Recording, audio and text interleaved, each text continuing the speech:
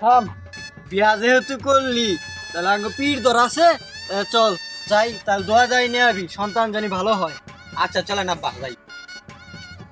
ইল বাবা মতে জিল 500 টাকার বান্ডেল, যে খায় গাজা সে হয় রাজা, যে খায় সিদ্ধি তার মাথায় বুদ্ধি, বুঝছ?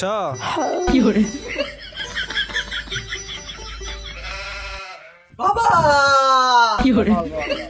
আমার ছেলে নতুন বিয়ে করছে, আমার ছেলের সন্তান জানি বিলের মতো ফুটফুটা হয়, আমি একটু দোয়া করে দেন। আচ্ছা বস বস বস, দোয়া করে দিতাছি।